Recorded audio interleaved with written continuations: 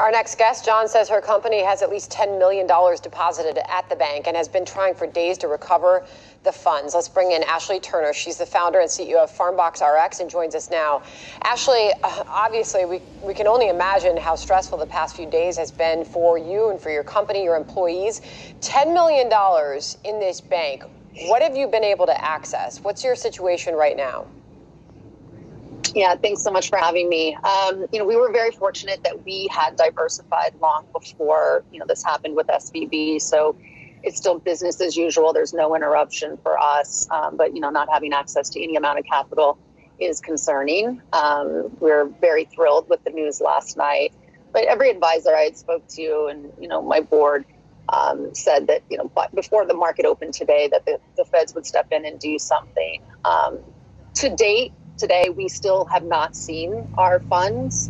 My CFO is working to, get access to our funds, and we hope that by, sometime this week, we'll be able to move what we have in SVB that's no more over to one of our other banks. Seems like you've got a really good positive attitude about a really difficult situation. So I'm going to put up on our screen some details about your company. It's a healthy food delivery service that you run for Medicare and Medicaid recipients. You're Boston-based. You've got 63 employees. Your company, as we mentioned, had at least $10 million in Silicon Valley Bank. What is your communication right now with that bank? Can you get somebody to pick up the phone? Are they responsive? Can you use the app? What is it like right now? No, we are not able to log into, our account there. We've had to go through the FDIC and register. We haven't heard, from anybody at SVB.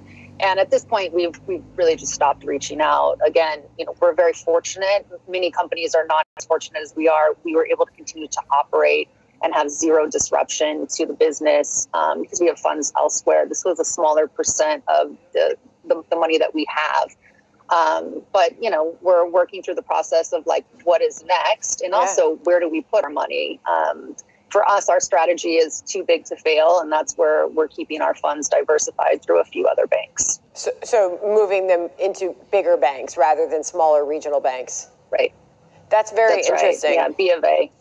You wonder if there are going to be other companies like yours that go that route, Ashley. I just want to put up on the screen. These are companies that are affected that we know of by this collapse. A lot of very familiar names in this list for our audience, including Etsy, Shopify, Pinterest, Fitbit, Roku, Roblox. There's a company just about everybody recognizes. And this is a small, regional bank.